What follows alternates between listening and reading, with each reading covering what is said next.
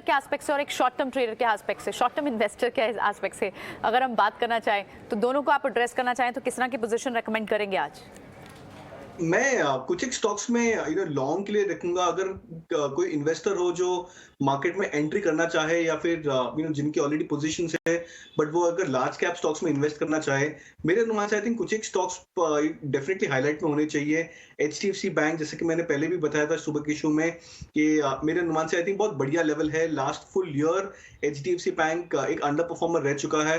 तो एक जनरली हमने देखा कि एचडीएफसी बैंक जैसे स्टॉक्स है वो ज्यादा देर तक अंडर परफॉर्मर्स नहीं रहते, वो कहीं ना कहीं सेक्टर लीडर्स वापस बन जाते हैं। तो पॉसिबल हो सकता है एचडीएफसी बैंक एक बढ़िया स्टॉक इमर्ज होके आ सकता है आने वाले 2 से 3 सालों के लिए। तो ये लेवल्स की बात करें तो काफी अच्छा लेवल्स है, 1450 के आसपास शायद स्टॉक ट्रेड कर रहा है। तो काफी इंटरेस्टिंग पॉइंट बन सकता है। रिलायंस इंडस्ट्रीज की बात करें तो बहुत फॉर्मिडेबल स्टॉक है। हमने बहुत बार देखा है कि जब जब मार्केट एक करेक्टिव फेज में आता है तब रिलायंस इंडस्ट्रीज एक ऐसा स्टॉक होता है जो आउट परफॉर्म करता है और मार्केट्स में स्टेबिलिटी प्रोवाइड करता है। मार्च 2020 की बात कर लो तो उसमें भी रिलायंस इंडस्ट्रीज ने वो अमॉन्ग्स्ट द फर्स्ट स्टॉक्स था जो 850 870 के आसपास से पहले रिकवरी दी थी। उसके बाद मार्केट काफी स्टेबल हो गया था। तो ये भी एक स्टॉक है जो पोर्टफोलियोज के लिए काफी स्ट्रॉन्ग बन सकता है। और एफएमसीजी स्टॉक्स में भी और मेरे अनुमान से आई थिंक आईटी स्टॉक्स में भी निबलिंग इन करना चाहिए। इन्फोसिस लार्ज कैप वाइज मेरे अनुमान से एक बहुत इंटरेस्टिंग जंक्चर पे है। Long term 490 also very attractive. तो मैं इस पे भी रिकमेंड करूंगा कि एक long term investor averaging out कर सकता है। और एफएमसीजी की बात करें तो I think HUL at current levels looks very attractive. Alright, तो आपने सारे हैवी वेट्स उठाए हैं, निफ्टी का हैवी वेट, बैंक निफ्टी का हैवी वेट, सेक्टर्स के हैवी वेट। ऐसे में क्या उम्मीद करनी चाहिए कुणाल, अगर हैवी वेट्स के साथ आप, हालांकि लॉन्ग टर्म की पोजीशंस है, लेकिन अगर आप यहाँ रिकमेंडेशन इंडेक्स के हैवी वेट्स की कर रहे हैं तो यहाँ से बाउंस अगर आता है तो पहला रेजिस्टेंस बाजार के लिए अब क्या होगा? जी, हमेशा पहला एक फैक्टर बहुत ज्यादा जानना जरूरी होता है प्रियंका जी के मार्केट्स में जो वॉलिटिलिटी की एक फेज होती है उसको राइड आउट करना बहुत ज्यादा जरूरी होता है। बिकॉज फाइनेंशियल डैमेज से ज्यादा इंपैक्टफुल होता है इमोशनल डैमेज। अगर मार्केट्स में सेंटिमेंट मार्केट्स में करेक्शन और ज्यादा आते हैं तो हम देखते हैं कि मिड कैप्स और स्मॉल कैप्स में ज्यादा करेक्शन आता है। काफी सारे जो इंडिविजुअल इन्वेस्टर्स होते हैं वो इन जनरली मिड कैप्स और स्मॉल कैप्स में ज्यादा पार्क्ड होते हैं। तो which is why they step out of the market and then they say कि हम मार्केट में वापस से ट्रेड या इन्वेस्ट नहीं करेंगे। तो इस मार्केट की वॉलिटिलिटी को राइड आउट करना ज्यादा जरूरी है। और the best way to ride out this market phase अगर आप इन्वेस्ट करके रखना चाहे तो वो होता है लार्ज कैप स्टॉक्स में।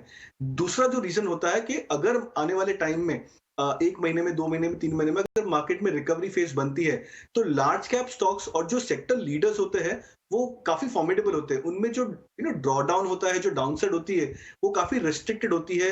लार्जर फंड्स, इंस्टीट्यूशनल प्लेयर्स अपना मनी पार्क करना चाहते हैं इन लार्ज कैप स्टॉक्स में अगर वो डिस्काउंट पे अवेलेबल हो जाते हैं तो काफी सारे फैक्टर्स और रीजन हो सकते हैं जिसकी वजह से लार्ज कैप स्टॉक्स बहुत अट्रैक्टिव हो सकते हैं। तो आई थिंक एक रिटेल या इंडिविजुअल इन्वेस्टर्स को भी यहाँ पे एडवेंचरस होने से ज्यादा इंपॉर्टेंट है कैलकुलेटिव होना, और मोर इंपॉर्टेंटली इस वॉलिटिलिटी को राइड आउट करना बहुत ज्यादा जरूरी होता है।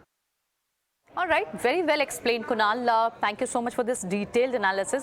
लेकिन अब अगर ट्रेडर कोई ट्रेड कर लेना चाहता हो, उसे लगता हो कि आज इतनी बड़ी गिरावट आई, लगातार 5वां दिन है जब हम गिरावट देख रहे हैं इंडियन मार्केट्स में, और अभी भी आप देखें तो डाउ फ्यूचर्स जिस तरह से 700 पॉइंट के आसपास की गिरावट दिखा रहा है, तो आपको लगता है कि शायद अभी भी शायद फर्स्ट डे है, इसमें बाइंग करनी चाहिए नहीं करनी चाहिए, पर कुछ कुछ एक्यूमुलेशन कर सकते हैं क्योंकि बाउंस बैक होगा तो कुछ 5-7% की मूव मिल सकते हैं, 3-4% की मूव के लिए। ऐसे में ट्रेडर्स कौन से स्टॉक्स पे दाव लगा सकते हैं?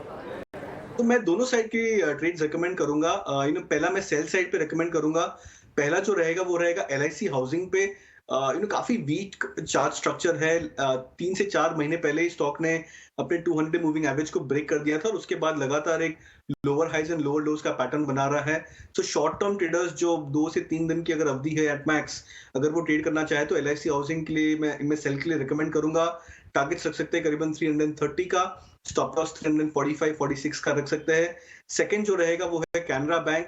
जैसे कि आपने स्टार्ट ऑफ द शो बताया कि पीएसयू बैंक स्टॉक्स में एक सेलिंग वेव बन रही है, तो ये एक सेक्टर बन सकता है जिसमें पॉसिबल है कि आने वाले कुछ एक डेज तक एक करेक्टिव फेज और बन सकता है। तो कैनरा बैंक मैं शॉर्ट के लिए पिक करूंगा। टारगेट्स इसमें रख सकते हैं 206 का, स्टॉप लॉस 222.5 का, और अगर लॉन्ग साइड में कोई ट्रेड करना चाहे तो मेरे अनुमान से एक स्टॉक्स जो जो मैं टिपिकली काफी क्लोजली वॉच करता हूँ, वो है बलरामपुर चीनी। स्टॉक 395 396 के आसपास ट्रेड कर रहा है। मैंने टिपिकली देखा है कि जब जब मार्केट में करेक्शन फेज आता है और एक छोटी सी बॉटम फॉर्मेशन जैसी पैटर्न बन जाती है इंट्राडे या शॉर्ट टर्म चार्ट्स में, तब तक बलरामपुर चीनी टिपिकली वो एक स्टॉक होता है जो बाउंस देता है। बाउंस बहुत स्मॉल होते हैं, बट एक शॉर्ट टर्म ट्रेडर्स के लिए 3 to 5% बाउंस भी काफी लुक्रेटिव हो जाता है। तो बलरामपुर चीनी मैं रिकमेंड करूंगा। उस लिहाज से टारगेट्स रख सकते हैं करीबन 410 415 का, स्टॉप लॉस रख सकते हैं 387 का। ऑलराइट कुणाल, एक और